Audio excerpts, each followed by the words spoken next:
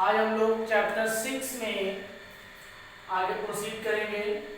Last class में हम लोगों ने बीपीटी थ्योरम के बारे में जाना था, कन्वर्स ऑफ बीपीटी थ्योरम पढ़ा था, उसके ऊपर हमने क्वेश्चंस लगाए थे, जिसके बेसिस पे 6.2 आप लोगों ने लगा लिया होगा। अब आज हम लोग आगे बढ़ेंगे। आज का हमारा टॉपिक जो है criteria for the similarity of the triangle. जिस तरीके से क्लास 9th में आपने कॉन्ग्रुएंसी के लिए कुछ क्राइटेरिया पढ़ा था, जिसके बेसिस पे दो ट्रायंगल को हम कॉन्ग्रुएंट प्रूव करते थे, सेम लाइक दैट अगर हम दो ट्रायंगल को सिमिलर प्रूव करना है तो क्या क्या क्राइटेरिया यूज किया जाता है। सबसे पहले हम लोग जानते हैं कि जैसे मान लेते हैं कि एक ट्रायंगल है ए बी सी, दूसरा ट्रायंगल है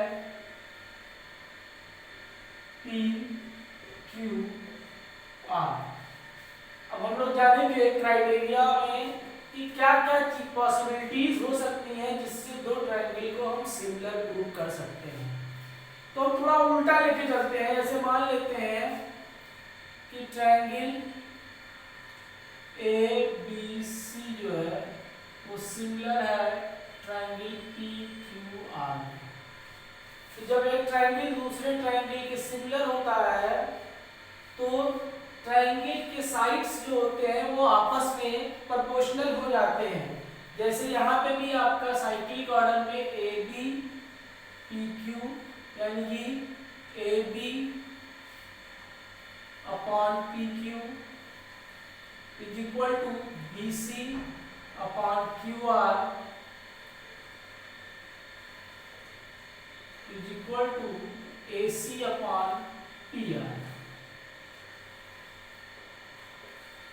इसके अलावा angle A is equal to angle P, angle B is equal to angle Q और angle C is equal to angle are.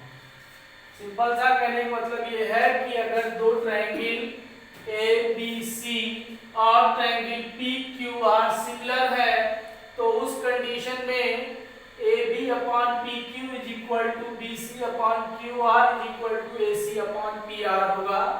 And angle A is equal to angle B P, angle B is equal to angle Q और angle C is equal to angle R के बराबर होगा।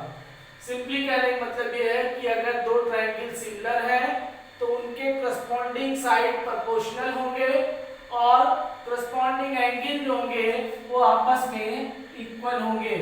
अगर दो triangle similar है तो basically हम क्या देख रहे हैं, तीनों साइड आपस में प्रोपोर्शनल है एक दूसरे के और तीनों एंगल इक्वल है। ये कब हो रहा है, जब ट्रायंगल कॉन्ग्रुएंट सिमिलर हो जा रहा है। अब इसी के बेसिस पे जो सिमिलरिटी का क्राइटेरिया बनता है, सिमिलरिटी के आपके तीन क्राइटेरिया है। पहला आपका जो क्राइटेरिया है एंगल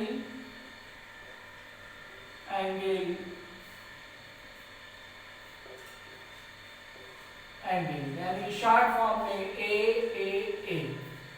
सिंपली कहने का मतलब ये है कि अगर दो ट्रायंगल ए बी सी है, एक ट्रायंगल ए बी सी है, दूसरा ट्रायंगल पी क्यू आर है, अगर ट्रायंगल ए बी सी के तीनों angle triangle P Q are के इक्वल हो जाएंगे तो दोनों ट्रायंगल जो है ए सिमिलरिटी क्राइटेरिया से सिमिलर हो जाएगा। अब यहाँ पे कभी कभी इसको जो है हम एंगल भी बोलते हैं, यानी कि सिर्फ ए। ऐसा क्यों? ऐसा इसलिए क्योंकि जैसा कि हम लोग जानते हैं कि ट्रायंगल के तीनों एंगल का सम जो है वो 180 डिग्री होता है।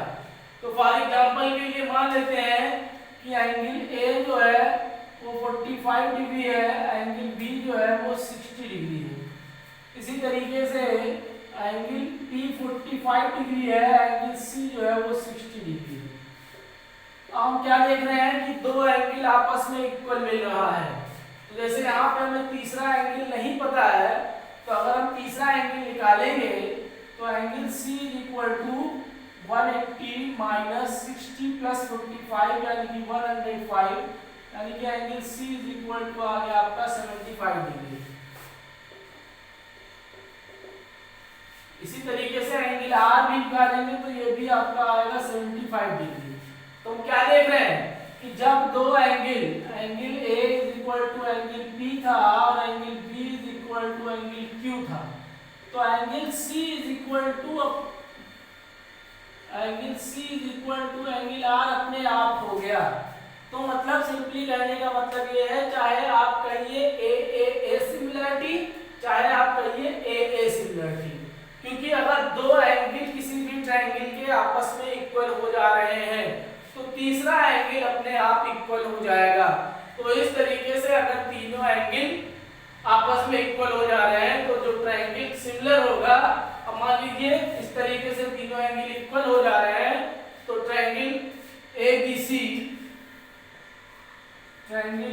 Is similar to triangle PQR होगा बाय ए सिमिलरिटी। ठीक बच्चों, अब आते हैं हम लोग दूसरे सिमिलरिटी पे। दूसरी सिमिलरिटी होती है साइड यानी कि S। अगर दोनों ट्रायंगल के साइड करस्पॉन्डिंग साइड आपस में अगर प्रोपोर्शनल है तो ट्रायंगल सिमिलर होगा बाय S सिमिलरिटी क्राइटेरिया। यानी कि जैसे कि अगर AB upon PQ is equal to BC upon QR है is equal to AC upon PR है, तो क्या हो जाएगा, triangle ABC is similar to triangle PQR by S similarity. ये आपका दूसरा क्राइटेरिया हो गया सिमिलरिटी के लिए। इसके बाद आपका एक क्राइटेरिया और होता है सिमिलरिटी का, जिसे बोला जाता है साइड एंगल साइड, यानी कि SAS। तो जिस तरीके से हम कॉन्ग्रुएंसी प्रूव करते थे कि दो साइड और उसके बीच का एंगल, तो अगर किसी भी दो ट्रायंगल में दो करस्पॉन्डिंग साइड आपस में प्रोपोर्शनल है और उस साइड के बीच में जो एंगल है वो अगर आपस में इक्वल है तो ट्रायंगल कॉन्ग्रुएंट सिमिलर होगा। जैसे कि मान लीजिए कि मान लेते हैं कि AB upon PQ is equal to AC upon PR है। क्या है, AB upon PQ is equal to AC upon PR है, and angle A is equal to angle P है। तो इस केस में ट्रायंगल ABC सिमिलर होगा ट्रायंगल PQR के बाय SAS सिमिलरिटी क्राइटेरिया। तो सिंपली जो है, जब दो साइड प्रोपोर्शनल हो और उनके बीच का एंगल इक्वल होता है तो दोनों ट्रायंगल सिमिलर होते हैं बाय SAS सिमिलरिटी क्राइटेरिया से। तो इस तरीके से सिमिलरिटी प्रूव करने के तीन क्राइटेरिया है। पहला है आपका एंगल, इसको हम एंगल भी कह सकते हैं, यानी कि ट्रिपल ए या डबल ए। दूसरा क्राइटेरिया है साइड, एंगल में तीनों करस्पॉन्डिंग एंगल इक्वल होते हैं। साइड में तीनों करस्पॉन्डिंग साइड आपस में प्रोपोर्शनल होती हैं। और थर्ड जो है आपका साइड एंगल साइड, मतलब दो साइड्स आपस में प्रोपोर्शनल होते हैं और उनके बीच का एंगल आपस में इक्वल होता है, तो ट्रायंगल आपके सिमिलर होते हैं। तो similarity criteria of the similarity को समझने के लिए आइए हम लोग एक्सरसाइज 6.3 के कुछ क्वेश्चंस करते हैं। जैसे क्वेश्चन नंबर 2 दिया हुआ है, इन फिगर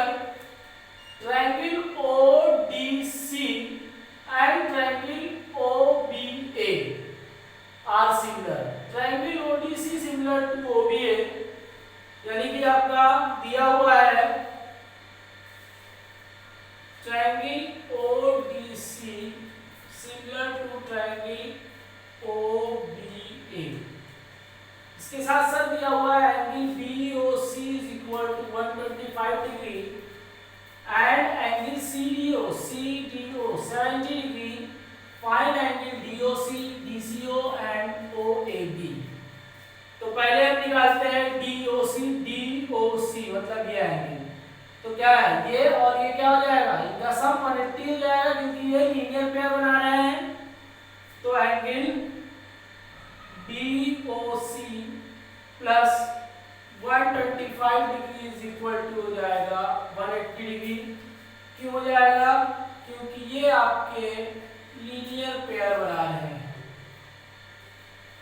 यानी कि आपका angle DOC is equal to 180 minus 125, यानी कि angle DOC is equal to हो जाएगा आपका 55 डिग्री। ये फर्स्ट पार्ट निकल आया इसका। और उसके बाद क्या निकालना है हमें DCO, यानी कि DCO। तो अगर हम देखें ध्यान से इसको ट्रायंगल DCO में ये 125 डिग्री जो है इसको ऐसे अलग करके समझिए, ये आपका दिया हुआ है ऐसे। तो ये 125 जो है इसका और इसका क्या है, एक्सटीरियर एंगल है, यानी कि this is equal to sum of this plus this, यानी कि 70 degree plus DCO is equal to 125 degree. Reason क्या हो जाएगा, sum of exterior angle property हो जाएगी, एक्सटीरियर एंगल प्रॉपर्टी, यानी कि आपका DCO is equal to 125 minus 70, यानी कि DCO इज इक्वल टू आपका आ जाएगा 55। ये दूसरा निकल आया। अब उसके बाद तीसरा आपका जो निकालना है OAB, यानी कि OAB ये एंगल निकालना है। अब चूंकि ये दोनों ट्रायंगल जो है वो सिमिलर दिया हुआ है, सिमिलर दिया हुआ है, यानी कि इसके कॉरस्पॉन्डिंग हम देखें तो C के अलोंग A है, यानी कि angle OAB is equal to होगा एंगल ODCO। क्यों होगा, CPST। CPST का मतलब क्या होता है, कॉरस्पॉन्डिंग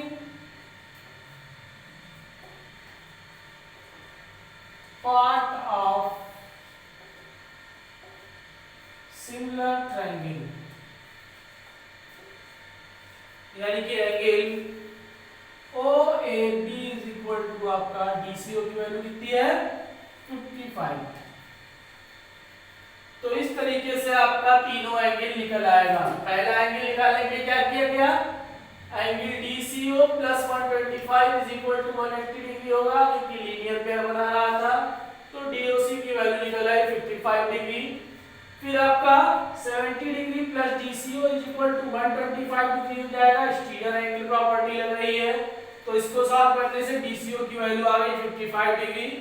फिर आपका जो है angle OAB is equal to DCO होगा।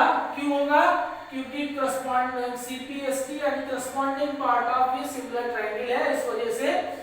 तो आपका angle OAB is equal to आ गया 55 डिग्री। ये हो गया आपका क्वेश्चन नंबर 2।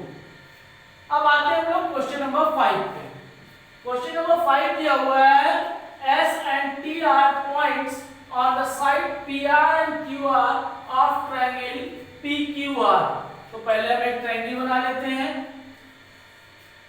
ये आपका हो गया ट्रायंगल PQR। अब आगे क्वेश्चन में क्या कहा जा रहा है, PR and QR, S and T। तो S किस पे है, PR पे S है, तो ये आपका PR है, इस पे पॉइंट मान लिया हमने S। T किस पे है, क्यू आर पे, ये क्यू आर है, इसको हमने मान लिया पॉइंट टी। अब इसके बाद आपका क्या कह रहा है, such that angle P is equal to angle R T S, यानी कि हम इसको ज्वाइन कर दें तो एंगल आर टी एस ये हो जाएगा। अब आगे क्वेश्चन में कह रहा है, इसमें गिवन है आपका बच्चों गिवन है angle P is equal to angle R T S. Prove क्या करना है हमें, prove triangle RPQ, triangle RPQ is similar to triangle RTS। ये हमें प्रूव करना है। अब देखिए कैसे प्रूव करेंगे। देखिए in triangle RPQ and triangle RTS, तो दोनों में ये एंगल कॉमन है, यानी क्या हो जाएगा, angle R is equal to angle R common हो जाएगा। उसके बाद angle P is equal to angle RTS, ये आपका गिवन है। जब ये एंगल और ये एंगल इक्वल है, गिवन है, तो क्या हो जाएगा, triangle RPQ is similar to triangle RTS by, क्योंकि दोनों एंगल मिल रहे हैं तो by AA similarity क्राइटेरिया।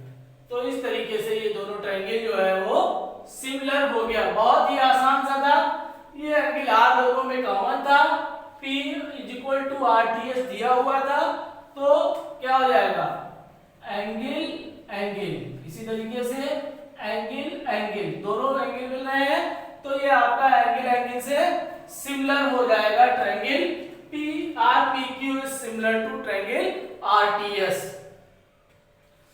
आइए हम लोग एक्सरसाइज के कुछ क्वेश्चंस और देखते हैं। जैसे क्वेश्चन नंबर 9, क्वेश्चन नंबर 9 दिया हुआ है, in figure ABC and AMP are two right triangles, मतलब ये 90 डिग्री है और ये 90 डिग्री है, right angle at B and M respectively. Prove that triangle ABC is similar to triangle AMP। तो बहुत आसान है बच्चों, एक एक एंगल 90 डिग्री का ऑलरेडी दिया हुआ है और एंगल ये दोनों में कॉमन हो जाएगा, तो इसका सॉल्यूशन जो हो जाएगा, प्रूफ जो हो जाएगा,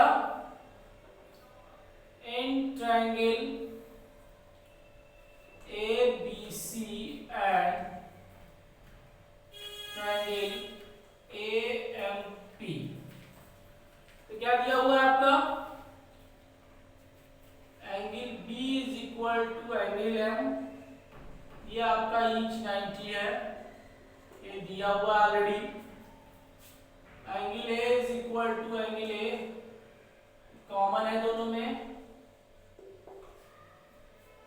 तो आपका क्या हो जाएगा, triangle ABC is similar to triangle AMP by AA similarity. और जब दोनों ट्रायंगल सिमिलर हो जाएगा तो क्या हो जाएगा, AB upon AM is equal to BC upon MP is equal to CA upon PA। ये प्रोपोर्शनल हो जाएगा अपने आप by CPST, corresponding part of similar triangle.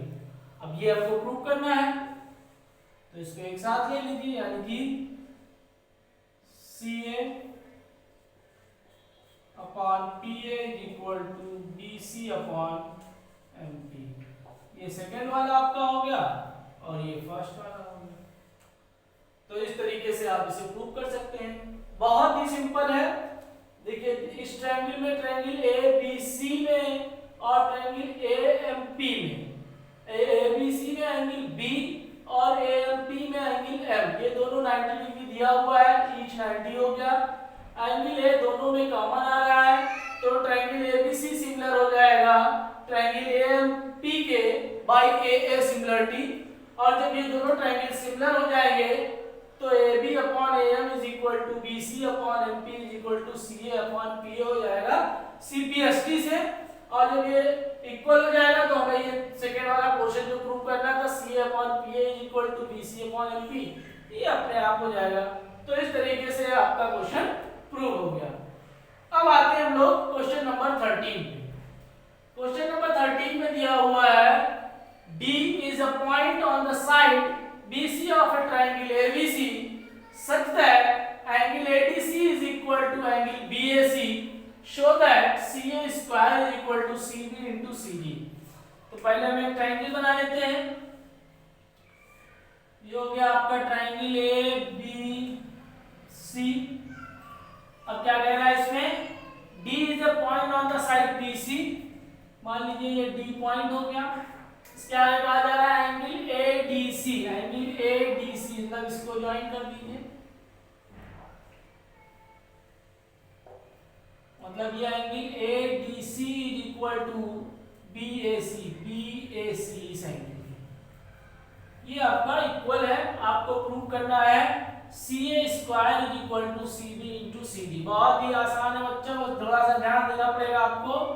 इसमें गिवन जो है, गिवन है आपका angle ADC is equal to angle BAC, मतलब ADC ये एंगल BAC इस पूरे बड़े एंगल के बराबर है। आपको प्रूव करना है, to prove CA square is equal to CB into CD। तो बहुत आसानी से कर लेंगे। क्या कीजिए आप, ट्रायंगल ABC को, ट्रायंगल ABC को DAC के सिमिलर प्रूव कर दीजिए। क्या करेंगे,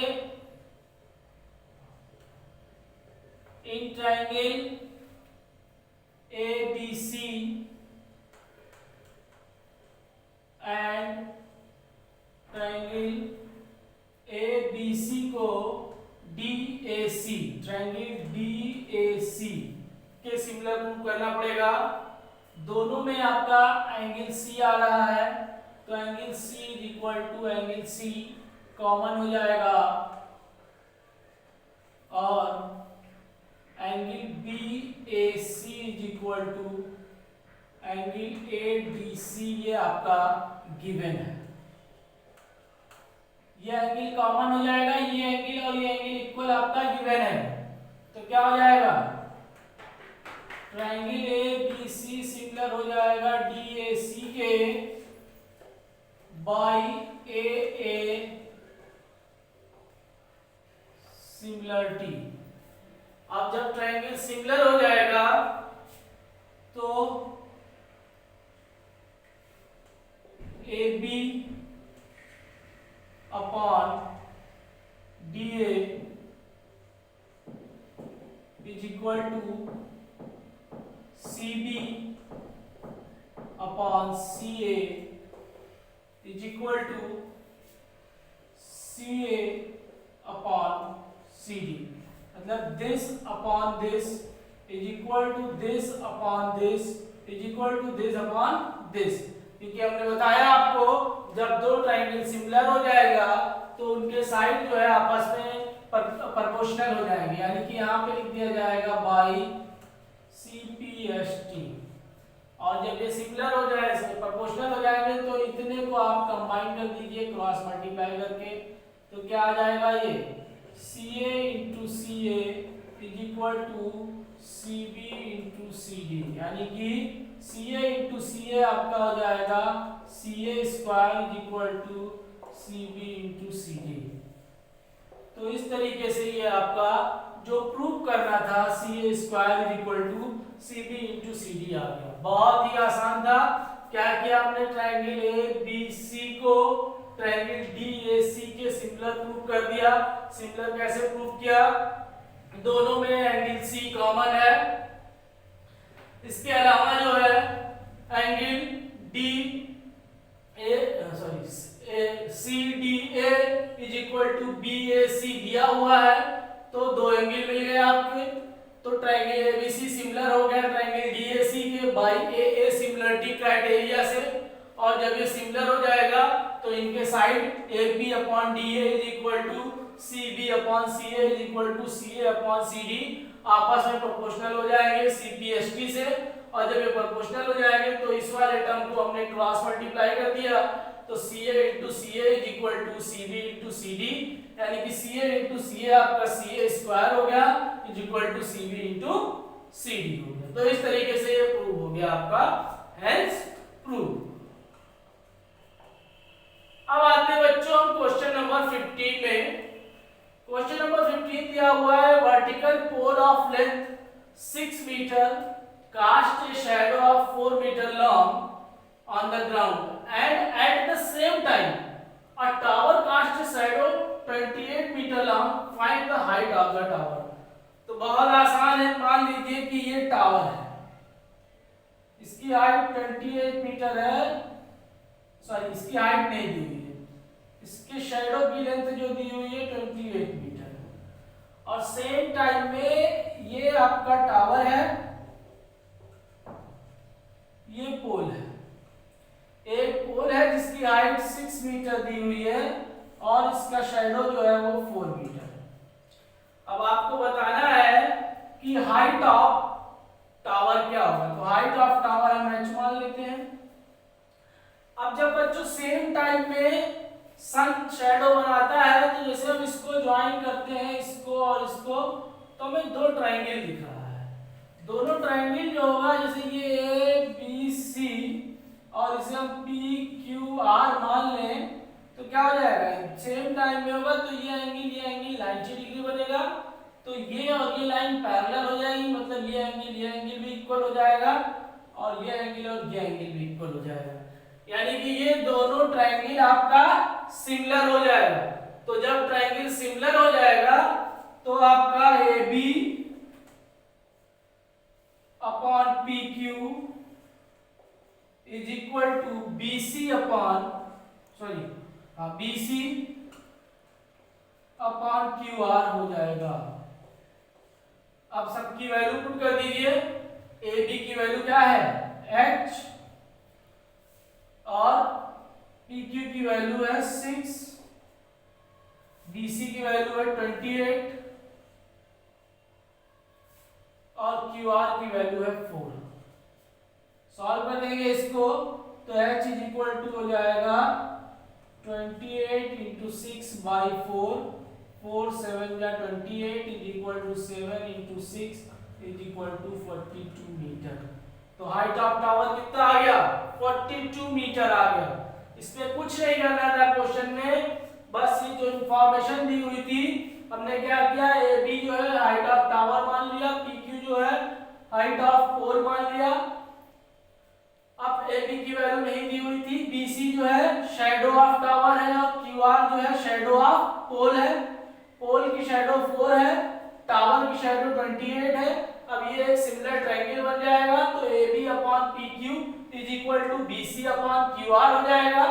दोनों सबकी वैल्यू पुट करके सॉल्व कर लेंगे क्रॉस मल्टीप्लाई करके, हाइट ऑफ द टावर जो आ जाएगा वो 42 मीटर आ जाएगा। तो इस तरीके से ये क्वेश्चन बहुत आसानी से किया जा सकता है। अब बच्चों जो इन्फॉर्मेशन मैंने आपको दी है या जो कॉन्सेप्ट आज आपको पढ़ाया है, इसके बेसिस पे आप लोग एनसीईआरटी का एक्सरसाइज 6.3 कंप्लीटली सॉल्व कर सकते हैं। Thank you class.